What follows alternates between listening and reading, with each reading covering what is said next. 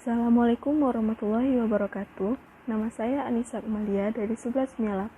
Pada kesempatan kali ini saya akan menjelaskan tentang konsep ijtihad dan bermazhab. Yang pertama itu ada analisis ijtihad.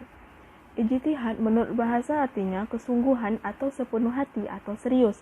Sedangkan menurut istilah dapat diambil hakikat dari ijtihad itu sebagai berikut. Yang pertama, ijtihad adalah pengerahan daya nalar secara maksimal. Yang kedua, usaha ijtihad dilakukan oleh orang-orang yang telah mencapai derajat tertentu di bidang keilmuan yang disebut faqih. Jadi jika seseorang belum mencapai keilmuannya, maka dia tidak bisa berijtihad. Yang ketiga itu ada produk yang diperoleh dari usaha ijtihad itu adalah dugaan yang kuat tentang hukum syara yang bersifat amaliyah. Usaha ijtihad ditempuh melalui cara istinbat. Selanjutnya ada hukum-hukum ijtihad. Hukum ijtihad itu wajib ain jika apabila seorang faqih ditanya tentang hukum suatu kasus yang telah berlaku, sedangkan ia hanya satu-satunya faqih yang dapat melakukan ijtihad dan merasa kalau tidak melakukan ijtihad pada saat itu akan berakibat kasus tersebut luput dari hukum, maka hukumnya wajib ain. Dan dia berhukum fardu kifayah apabila seorang faqih ditanya tentang hukum suatu kasus yang berlaku, sedangkan ia adalah satu-satunya faqih waktu itu, tetapi ia tidak khawatir akan luputnya kasus tersebut dari hukum. Atau pada waktu itu ada beberapa orang faqih yang mampu melakukan ijtihad, maka hukumnya fardu kifayah. Dan jika apabila keadaan dan dia berhukum sunnah apabila keadaan yang ditanyakan kepada faqih tersebut belum terjadi secara praktis, tetapi umat menghendaki ketetapan hukumnya untuk mengantisipasi timbulnya kasus tersebut. Dan dia berhukum haram, ijtihad berhukum haram untuk kasus yang telah ada hukumnya dan ditetapkan berdasarkan dalil syarih dan qat'i, atau apabila orang melakukan ijtihad itu belum mencapai tingkat faqih atau mujtahid. Terus dia bersifat mubah atau haram apabila dalam menghadapi suatu kasus yang sudah terjadi dalam kenyataan atau belum terjadi dan kasus tersebut belum diatur secara jelas dalam nas Al-Quran maupun As-Sunnah. Sedangkan kualifikasi sebagai mujtahid ada beberapa orang. Dalam hal ini hukum ijtihad itu adalah mubah. Selanjutnya ada syarat-syarat menjadi ijtihad. Nah, jadi seorang ijtihad itu tidak sembarangan orang yang bisa menjadi mujtahid atau yang bisa berijtihad. Ada syarat-syaratnya. Yang pertama, itu dia harus beragama Islam dan merdeka. Yang kedua itu telah balik dan berakar serta mempunyai intelijensi yang tinggi. Yang ketiga ada mengetahui dalil nakliyah dan kehujahannya. Yang keempat ada mengetahui bahasa Arab dan berbagai disiplin ilmu yang berkaitan dengan bahasa, yaitu nahwu, soroh, balagho, dan lain-lainnya, serta problematikanya.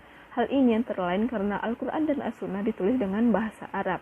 Yang kelima ada mengetahui ayat-ayat dan hadis-hadis yang berhubungan dengan hukum, meskipun dia tidak menghafalnya. Yang keenam ada mengetahui ilmu usul fikih, karena ilmu inilah yang menjadi dasar dan tiang pokok bagi orang yang melakukan ijtihad. Yang ketujuh ada mengetahui nasih dan manasuh, supaya dia jangan sampai berpegang pada nas yang telah dinasah. Yang kedelapan ada mengetahui permasalahan yang sudah ditetapkan melalui ijma' ulama. Ijtihadnya tidak bertentangan dengan ijma'. Kitab yang dapat dijadikan rujukan diantaranya adalah Maratib al-Ijma'. Yang kesembilan itu adalah mengetahui sebab turun asbabun nuzul suatu ayat dan sebab turunnya asbabul wurud suatu hadis, yaitu 3 syarat hadis mutawatir dan hadis ahad. Yang ke-10 itu ada mengetahui mana hadis yang sahih dan hadis yang dhaif serta keadaan perawinya. Dalam hal ini pada masa sekarang cukup berpegang pada keterangan para ahli hadis atau muhadisin seperti Imam Ahmad bin Hanbal, Imam Bukhari, Imam Muslim, dan sebagainya. Selanjutnya ada tingkatan-tingkatan mujtahid. Nah, jadi mujtahid ini mempunyai tingkatan-tingkatannya. Yang pertama itu ada mujtahid mutlak atau mujtahid mustaqil, yaitu seorang mujtahid yang mempunyai pengetahuan lengkap untuk beristinbat dengan Al-Quran dan Al-Hadis dengan menggunakan kaidah mereka sendiri dan diakui kekuatannya oleh orang-orang alim. Yang kedua itu ada mujtahid muntasib atau mujtahid ghair mutlak, yaitu orang-orang yang mempunyai kriteria seperti mujtahid mutlak. Dia tidak menciptakan sendiri kaidah-kaidahnya, tetapi mengikuti metode salah satu imam mazhab. Yang ketiga itu ada mujtahid fil mazhab atau mujtahid takhrij, yaitu mujtahid yang terikat oleh mazhab imamnya. Yang keempat itu ada mujtahid tarjih, yaitu mujtahid yang belum sampai derajatnya pada mujtahid takhrij, tetapi menurut Imam Nawawi dalam kitab Majmu', mujtahid ini sangat faqih, hafal kaidah-kaidah imamnya, mengetahui dalil-dalilnya dan cara memutuskan hukumnya, dan dia tahu bagaimana cara mencari dalil yang lebih kuat dan lain-lain. Akan tetapi kalau dibandingkan dengan tingkatan mujtahid di atas, dalam mengetahui kaidah-kaidah imamnya, ia tergolong masih kurang. Yang kelima itu ada mujtahid fatwa, yaitu orang yang hafal dan paham terhadap kaidah-kaidah imam mazhab, mempunyai menguasai permasalahan yang sudah jelas atau yang sulit.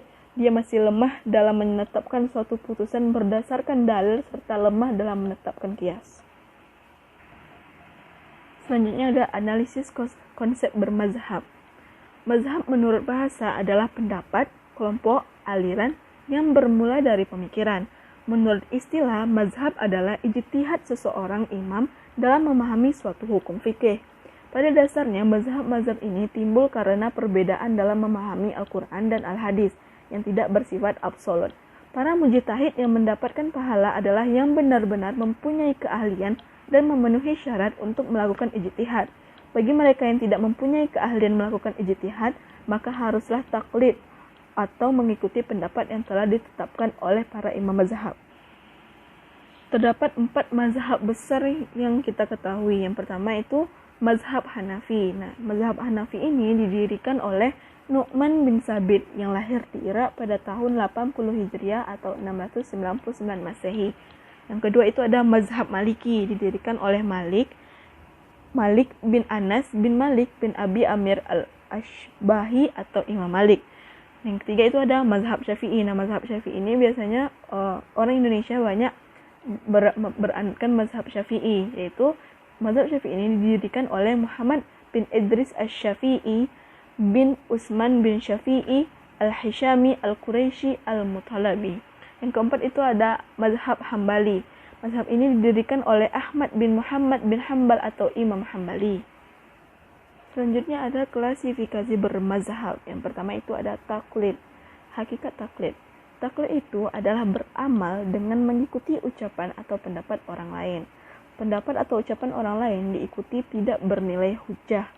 Orang yang mengikuti pendapat orang lain itu tidak mengetahui sebab-sebab atau dalil-dalil dan hujjah dari pendapat yang diikutinya itu. Nah, hukum dari bertaklid itu ada 2, yaitu yang pertama itu ada ayat mengisyaratkan melarang umat Islam bertaklid. Di sisi lain, ada juga ayat yang mengisyaratkan menyuruh umat Islam bertaklid. Terus ada ketentuan-ketentuan dalam bertaklid. Menurut Ahmad Hanafi, yang diperbolehkan bertaklid ialah orang awam atau orang biasa yang tidak mengerti metode ijtihad. Ia diperbolehkan mengikuti pendapat orang pandai dan mengamalkannya. Pesan-pesan Imam 4 atau Mazhabul Arba'ah itu menganjurkan kita tidak bertaklid dan menganjurkan kita untuk ittiba. Selanjutnya kita akan membahas tentang ittiba.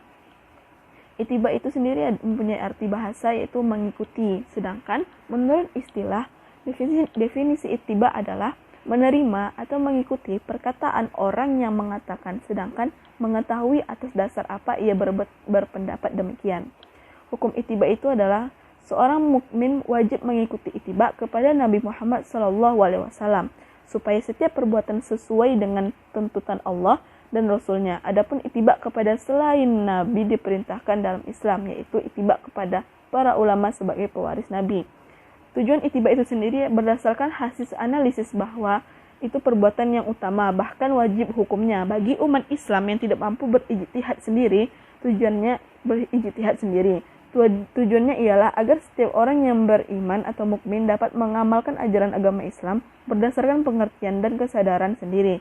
Kita wajib bertanya tentang sesuatu yang belum mengerti, mengetahui dalil dari apa yang ditanyakan itu merupakan faktor yang mendorong seseorang kepada amalan yang lebih sempurna. Selanjutnya itu ada talfiq. Talfiq berasal dari kata yang artinya mempertemukan menjadi satu. Talfiq didefinisikan dengan beralihnya orang yang minta fatwa kepada imam mujtahid lain dalam masalah lain. Berpindah mazhab ini mereka namakan talfiq dalam arti beramal dalam urusan agama dengan berpedoman kepada petunjuk beberapa mazhab. Hukum talfiq itu sendiri boleh tidaknya talfiq tergantung kepada motivasi dalam melakukan talfiq tersebut. Motivasi ini diukur dengan kemaslahatan yang bersifat umum Kalau motivasinya negatif dengan arti mempermainkan agama atau mempermudah agama, maka hukumnya tidak boleh. Apabila talfik dilakukan dengan motivasi maslahat, yaitu menghindari kesulitan dalam beragama, maka talfik dapat dilakukan. Syarat-syarat bertalfik itu ada syaratnya. Yang pertama itu pendapat yang dikemukakan oleh mazhab lain itu dinilainya lebih bersikap hati-hati dalam menjalankan agama. Yang kedua itu dalil dari pendapat yang dikemukakan mazhab itu dinilainya kuat dan rajih.